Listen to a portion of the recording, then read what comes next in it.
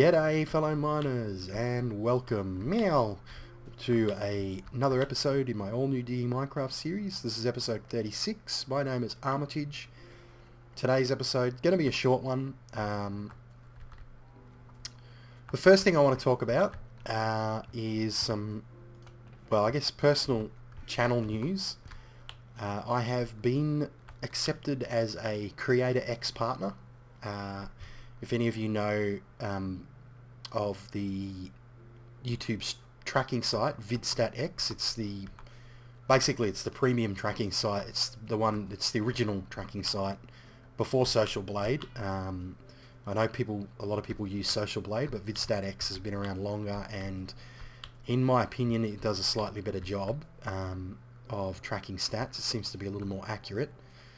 That's just from personal experience. I'm not saying that is an absolute, and I'm not saying it just because they partnered me. I did use VidStatX after I'd found it. I started with Social Blade because Etho mentioned it a long time ago.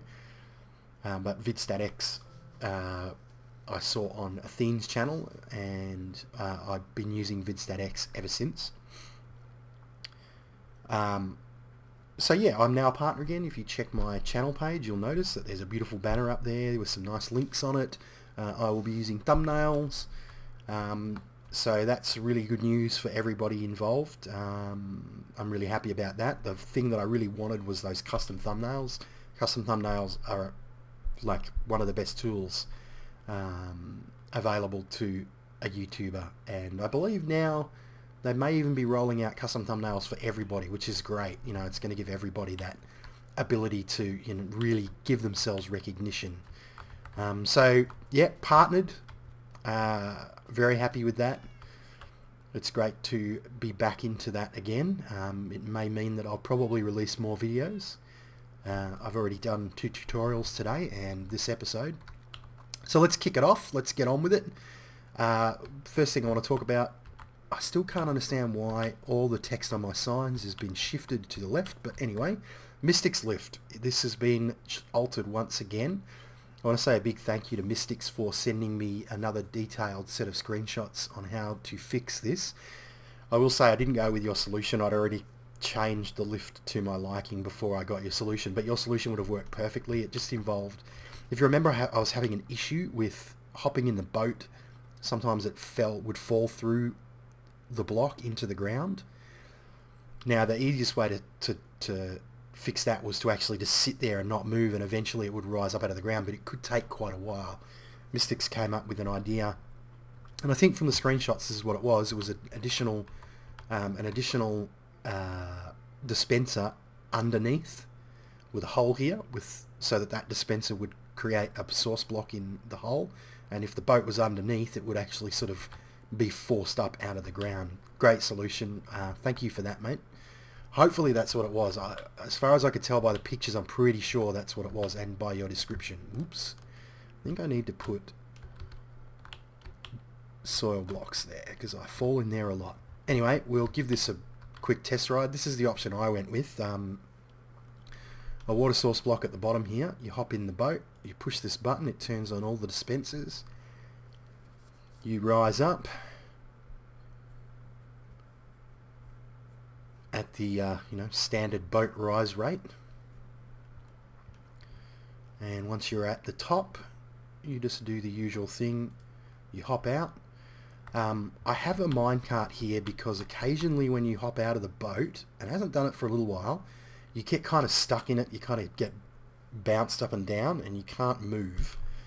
You can walk to the edge of the boat, but that's about as far as you can get. It's an issue that was in multiplayer for a while. You have to destroy the boat in order to get out. That's not ideal for this system because obviously it means there's no boat left in it. So what I did was I put this minecart, which allowed you to exit, so you could actually click into that minecart. Now the beauty of this system is it's reversible. I push this button, it turns off the dispensers, and we just fall down to the ground and land safely on a little cushion of water.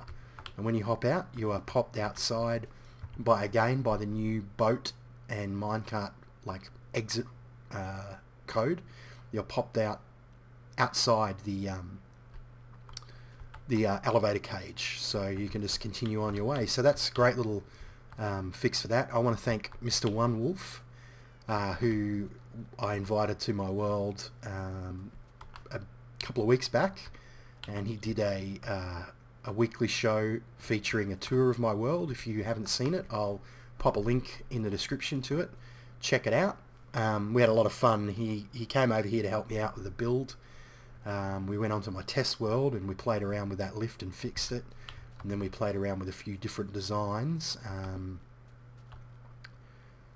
and for a build that I'm doing on here that I wanted to help with from Mr. One Wolf. So we've still got to get together and do that, but that will be up and coming at some stage.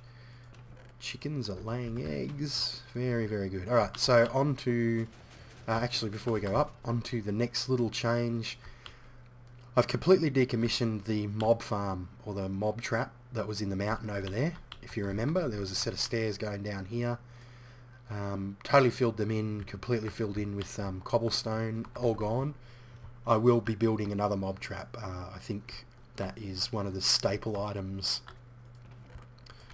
for any advanced Minecraft world. A mob trap is extremely useful. I do have the... Oh, pardon me. Breakfast repeating on me.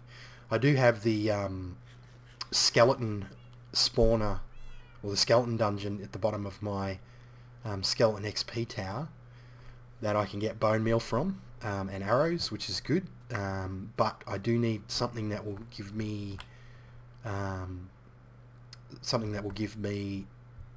gunpowder, and there is the zombie drops as well. Zombies can drop iron bars and armor and tools, so in the next update that will be. So I will need another mob trap. I'm probably going to build that at the jungle base though, but anyway, we'll get some more eggs. Gotta love the eggs. On to the next. So this is the major change that I made, because again the new patch is coming out. It is going to have 2 new crops, the carrot and the potato. Pardon me. So I had to extend my farming area. My farming area was getting a little bit crowded. So I had to extend my farming area, and I was going to take it out this way and make it longer, but I thought, no, there's heaps of room underneath. So what I decided to do was, you can go down these stairs now, and you come into this area here, which is the second farming area. And I have, I can probably, if I really wanted to, run a couple of sets of stairs down here and here, and go down even further if I want to expand, but this is enough for now. It isn't 100% complete. I have one of the farm designs that I have the farm design that I'm going to be using for potatoes or carrots, whichever one happens to go in here. And basically it is, you plant your crops, you bone meal them up or let them grow naturally, and then when they've grown, you hit this button, this little fence comes up, water comes out of these dispensers, washes everything into here, and then you step on this plate, and by displacement or block displacement, your items pop up to the top and you pick them up through there. Pretty simple farm, effective, works well. I've tested it heaps of times. For some reason it doesn't work when I'm recording with Fraps though. Like if I step on here, the items don't pop up for some reason. Don't know why. I think it might have something to do with the fact that Fraps lags the game a little bit. But there's going to be another 2 of these. I'm going to put one here and one here. I might even actually just plant wheat in this one for now, and when I build the other 2 I'll have them as carrots and potatoes. I did put in a simple cocoa bean farm. As you noticed, I took down the advanced cocoa bean farm from upstairs, the super advanced one. Oh, there seems to be zombies in my wiring. Anyway, that's because I haven't mob-proofed the wiring. I didn't think I'd need to. Anyway, I'll activate this because you really don't need cocoa beans at all. So you step on this pressure plate, it pushes all the walls out, and then they go back, and then you just plant your beans again.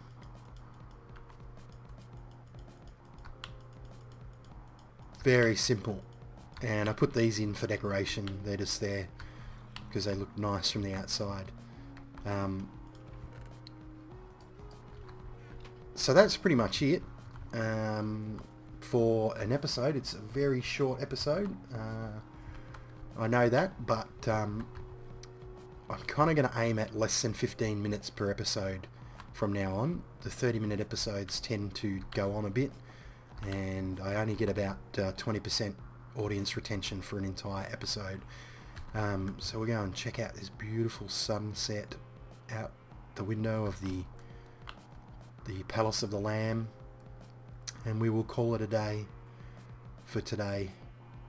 And again, a big thank you to Mr. One Wolf, and a big thank you to Mystics for your help with the elevator. But for now, I'm going to call it a day. Thank you for watching, guys, and keep on digging.